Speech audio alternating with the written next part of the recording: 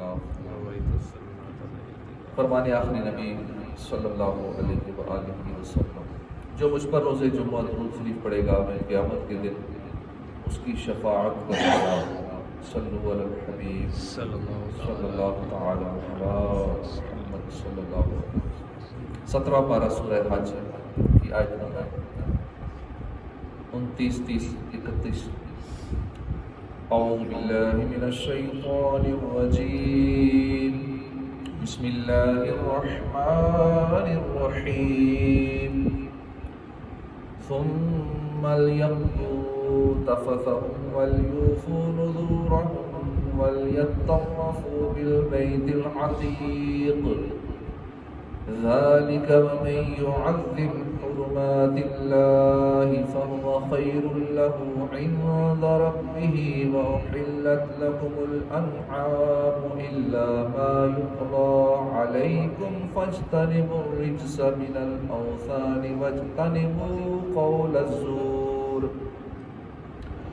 حنفاء لله غير مشركين به، ومن يشرك بالله فكأنما حر من السماء فتخطفه الطير أو تهوي به الريح في مكان سحيق۔ اللہ کے نام سے شروع جو نہایت مہربان رحمت والا۔ ثم ليقضوا، پھر انہیں چاہیے کہ اتار دیں، تفثهم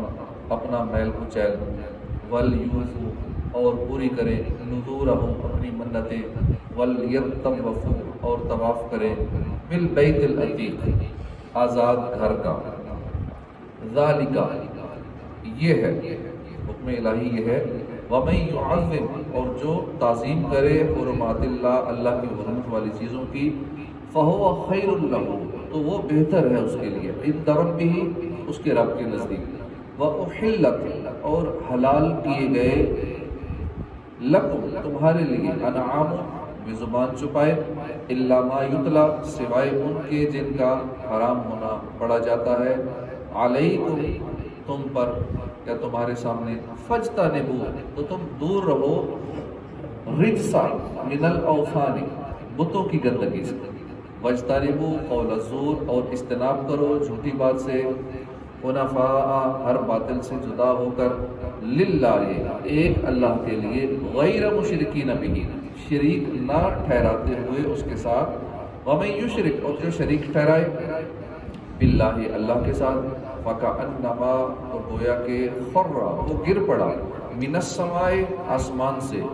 فتخطفہ تو اچک لے جاتے ہیں اسے، الطیر پرندے، او تہوی اور پھینک دیتی ہے، بہ الریح اس کو ہوا، فی مکان صحیح کسی دور کی جگہ میں۔ ترجمہ کنز العرفان۔ پھر انہیں چاہیے کہ اپنا میل کچیل اتاریں اور اپنی منتیں پوری کریں اور اس آزاد گھر کا طواف کریں۔ ارشاد فرمایا کہ پھر انہیں چاہیے کہ اپنا میل کچیل اتاریں، مونچھیں کتروائیں، ناخن تراشیں، بغلوں اور زیر ناف کے بال دور کریں، اور جو منتیں انہوں نے مانی ہو وہ پوری کریں اور اس آزاد گھر کا طواف کریں۔ اس سے طواف زیارت مراد ہے۔ 10 ذو الحجہ کو جب حاجی رمی کرتے ہیں، رمی کے بعد قربانی کراتے ہیں، اور قربانی کے بعد حلق یا تقصیر کراتے ہیں، اور اس کے بعد طواف الزیارہ کرتے ہیں۔ کئی 10ویں کو ہی کرتے ہیں، جو اس دن نہ کر سکیں 11ویں کو بھی کر سکتے ہیں، 12ویں کو بھی کر سکتے ہیں۔ تو یہ یہاں طواف زیارہ مراد ہے۔ اس حد سے معلوم ہوا کہ اللہ تعالیٰ نے خانہ کعبہ کو بڑی عظمت اور شان عطا فرمائی ہے کہ کوئی ظالم و جابر شخص اس گھر پر قبضہ نہیں کر سکتا، کوئی اس کا مالک ہونے کا دعویٰ نہیں کر سکتا، یہ لوگوں کے قبضے اور ملکیت سے آزاد ہے، اور جس نے بھی اس پر قبضہ کرنے کی کوشش کی اللہ تعالیٰ نے اسے تباہ و برباد کر دیا، جیسا کہ ابرہا اور اس کے لشکر نے جب خانہ کعبہ پر قبضہ کرنے کی نیت سے مکہ مکرمہ پر حملہ کیا، اس کا جو حشر ہوا اس سے شاید ایک مسلمان نہ واقف ہو۔ ذالک ومن یعظم حرمات اللہ، حکم الہی یہ ہے، اور جو اللہ کی حرمت والی چیزوں کی تعظیم کرے تو وہ اس کے لیے اس کے رب کے نزدیک بہتر ہے، اور تمہارے لیے بے زبان چھپائے حلال کیے گئے سوائے ان کے جن کا حرام ہونا تمہارے سامنے بیان کیا جاتا ہے، بس تم بتوں کی گندگی سے دور رہو اور جھوٹی بات سے اجتناب کرو۔ اس آیت میں اللہ تعالیٰ کی حرمت والی چیزوں کی تعظیم کرنے پر ابھارتے ہوئے فرمایا گیا کہ جو شخص ان چیزوں کی تعظیم کرے جنہیں اللہ نے عظمت و حرمت عطا کی ہے تو یہ تعظیم اس کے لیے بہتر ہے کہ اس پر اللہ تعالیٰ اسے آخرت میں ثواب عطا فرمائے گا۔ اللہ تعالیٰ کی حرمت والی چیزوں کے بارے میں مفسرین کا ایک قول یہ ہے کہ ان سے مراد اللہ کے احکام ہیں، خواہ وہ حج کے مناسک ہوں یا ان کے علاوہ اور احکام ہوں، اور ان کی تعظیم سے مراد یہ ہے کہ جو کام کرنے کا اللہ نے حکم دیا وہ کیے جائیں، جن کاموں سے منع کیا انہیں نہ کیا جائے۔ دوسرا قول یہ ہے کہ یہاں حرمت والی چیزوں سے حج کے مناسک مراد ہے، اور ان کی تعظیم یہ ہے کہ حج کے مناسک پورے کیے جائیں اور انہیں ان کے تمام حقوق کے ساتھ ادا کیا جائے۔ تیسرا قول یہ ہے کہ ان سے وہ مقامات مراد ہیں جہاں حج کے مناسک ادا کیے جاتے ہیں، جیسے بیت حرام، مشعر حرام، بلد حرام اور مسجد حرام وغیرہ، اور ان کی تعظیم کا مطلب یہ ہے کہ ان کے حقوق اور ان کی عزت و حرمت کی حفاظت کی جائے۔ حضرت عیاش بن ابو ربیعہ مخزومی رضی اللہ عنہ سے روایت ہے، نبی کریم صلی اللہ علیہ وآلہ وسلم نے فرمایا، میری امت کے لوگ تب تک ہمیشہ بھلائی پر ہوں گے جب تک وہ مکہ کی تعظیم کا حق ادا کرتے رہیں گے، اور جب وہ اس حق کو ضائع کر دیں گے تو ہلاک ہو جائیں گے۔ مفتی احمد یار خان نعیمی رحمۃ اللہ علیہ اس حدیث پاک کی شرح میں فرماتے ہیں، تجربہ سے بھی ثابت ہے کہ جس بادشاہ نے کعبہ معظمہ یا حرم شریف کی بے حرمتی کی ہلاک و برباد ہو گیا۔ یزید ولید کے زمانے میں جب حرم شریف کی بے حرمتی ہوئی تو یزید ہلاک ہوا اور اس کی سلطنت ختم ہو گئی۔ اس سے معلوم ہوا کہ جن چیزوں اور جن مقامات کو اللہ تعالیٰ نے عزت و حرمت عطا کی ہے ان کی تعظیم کرنا، ان کی تعظیم کرنے والا بھلائی پاتا ہے اور ان کی بے حرمتی کرنے والا نقصان اٹھاتا ہے۔ نیز جن ہستیوں کو اللہ نے اپنی بارگاہ میں قرب اور شرف عطا فرما کر عزت و عظمت سے نوازا ہے، جیسے انبیاء کرام، صحابہ کرام، اولیاء اعظام وغیرہ، ان کی اور ان سے نسبت رکھنے والی چیزوں کی بھی تعظیم کرے اور کسی طرح ان کی بے ادبی نہ کرے۔ وَأُحِلَّتْ لَكُمُ الْأَنْعَامُ، اور تمہارے لیے تمام جانور حلال کیے گئے۔ آیت کے اس حصے کا معنی یہ ہے کہ قرآن پاک میں جن جانوروں کا حرام ہونا تمہارے سامنے بیان کیا جاتا ہے ان کے علاوہ تمام جانور تمہارے لیے حلال ہیں، تم انہیں شرعی طریقے سے ذبح کر کے کھا سکتے ہو، لہذا تم اللہ کی حدوں کی حفاظت کرو اور اس نے جو چیز حلال فرمائی اسے حرام قرار نہ دو، جیسا کہ بعض لوگ بحیرہ اور صائبہ وغیرہ کو حرام قرار دیتے ہیں۔ اس طرح جس چیز کو اللہ تعالیٰ نے حرام فرمایا ہے اسے حلال قرار نہ دو، جیسا کہ بعض لوگ دھاری دار چیز کی چوٹ کے بغیر مارے ہوئے اور مردہ جانور کا گوشت کھانے کو حلال کہتے ہیں۔ حرام جانوروں سے متعلق تفصیلی بیان سورہ مائدہ کی آیت نمبر 3 کی تفسیر میں گزر چکا ہے، وہاں سے اس کا مطالعہ فرمائیں۔ یاد رہے کہ جن جانوروں کو ذبح کرنے سے پہلے اللہ تعالیٰ کے نیک بندوں کی طرف منسوب کیا جائے اور انہیں ذبح شرعی طریقے کے مطابق کیا جائے تو وہ بھی حلال ہے، اور قرآن و حدیث میں کہیں بھی ایسے جانوروں کا حرام ہونا بیان نہیں کیا گیا، لہذا کسی شرعی دلیل کے بغیر انہیں حرام کہنا، اس پر شرک کے فتوے لگانا ہرگز درست نہیں۔ اللہ تعالیٰ ارشاد فرماتا ہے، یا ایھا الذین آمنوا لا تحرموا طیبات ما احل اللہ لکم ولا تعتدوا ان اللہ لا یحب المعتدین۔ اے ایمان والو، ان پاکیزہ چیزوں کو حرام نہ قرار دو جنہیں اللہ نے تمہارے لیے حلال فرمایا ہے، اور حد سے نہ بڑھو، بے شک اللہ حد سے بڑھنے والوں کو ناپسند فرماتا ہے۔ اور جو کچھ تمہیں اللہ نے حلال پاکیزہ رزق دیا ہے اس میں سے کھاؤ اور اس اللہ سے ڈرو جس پر تم ایمان رکھتے ہو۔ حضرت سلمان رضی اللہ عنہ سے روایت ہے، تاجدار رسالت صلی اللہ علیہ وسلم نے فرمایا، حلال وہ ہے جسے اللہ نے اپنی کتاب میں حلال فرمایا، حرام وہ ہے جسے اللہ نے اپنی کتاب میں حرام فرمایا،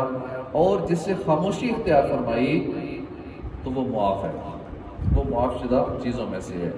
فَاجْتَنِبُوا الرِّجْسَ مِنَ الْأَوْثَانِ، بس تم بتوں کی گندگی سے دور رہو۔ ارشاد فرمایا کہ بس تم بتوں کی گندگی سے دور رہو، جن کی پوجا کرنا بدترین گندگی سے آلودہ ہونا ہے، اور جھوٹی بات سے اجتناب کرو، یہاں جھوٹی بات سے کیا مراد ہے؟ اس کے بارے میں ایک قول یہ ہے کہ اس سے مراد اپنی طرف سے چیزوں کو حلال اور حرام کہنا ہے، دوسرا قول یہ ہے کہ اس سے مراد جھوٹی گواہی دینا ہے، تیسرا قول یہ ہے کہ اس سے مراد جھوٹ اور بہتان ہے، چوتھا قول یہ ہے کہ اس سے مراد دور جاہلیت میں تلبیہ میں ایسے الفاظ ذکر کرنا جن میں اللہ کے لیے شریک کا ذکر ہو۔ آیت کی مناسبت سے یہاں جھوٹی گواہی دینے اور جھوٹ بولنے کی مذمت پر مشتمل 4 احادیث ملاحظہ ہوں۔ حضرت